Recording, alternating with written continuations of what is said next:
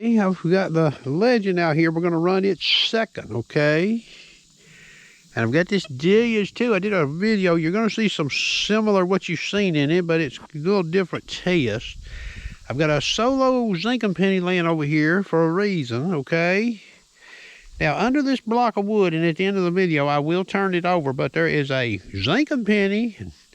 So far away, there's a silver mercury dime, and right out here on the end, you see that big old ball of fall there, okay? So I'm going to go back in here to deep. We're going to look at just deep high conductor on this JS2. And let me get this notch out of this machine.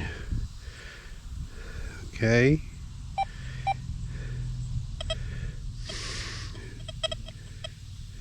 Alright, she's out of there. And I'm just going to leave this machine in 2 tones for this test. Because really what we're looking at is ID. Yeah, signal and ID, okay? I guess I could change it. We'll change it.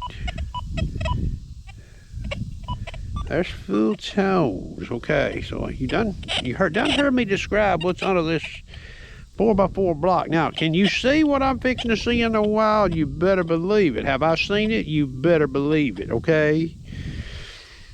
People using this machine right here, you use it long enough and you check targets using notch versus no notch, and you'll see what old sharpshooter is talking about.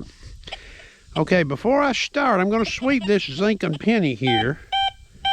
It's coming in at 85. We're at deep high conductor, and the only thing I've changed on this machine is the tone. I ain't messed with no disc. I'll turn the iron tone off. It's not going to really matter. Reactivity's 2.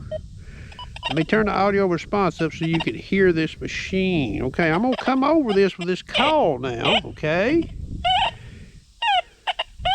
You get to hear that. Let me get this off here so you can see it in this camera. You get to hear that. You're out in the wild and you're sweeping over that. A zinc and penny on the same plane as a mercury dime and sort of on the same plate and protruding above the plane of both those coins is that old fall over there. So sweeping that call, a person might be unsuspecting that there's a silver dime down there. Would you agree with that? Hey, even a real slow sweep. We don't know jack, do we? We're actually getting ID below zinc and penny or at zinc and penny on there. We may think that's an old zinc and penny down there, huh? Okay, now I swept this zinc and penny over here. It read 85, so I'm going into this machine.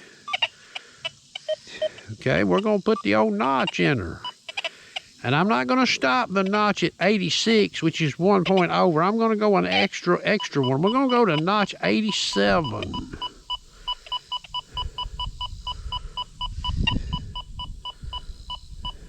Okay. That's 87. 0 through 87. You notice the old zinc and penny don't make a peep. It won't make a peep if I lower the notch, but we'll leave it where it's at, okay? Now let's come over this now. Look at there. Look at that ID in that window, boys. We don't see that old 84 and 83, 82 miss, do we? Now, watch what happens here as I come across this and reverse the call. I'm going to do a full sweep. We get tone left to right. We get tone right to left. Take note of that. So if we're walking along, advancing our call, and we're sweeping like so, and we walk a step and we do that, well, we get this target right here coming both ways. Okay, now that's lower ID in this meter than a mercury dime. It's lower ID, okay? But not by much. Okay? We take the notch back out of this machine.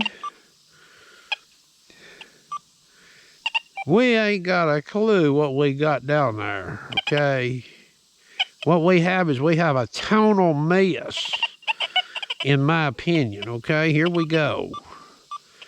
Here we go, look here. What we got?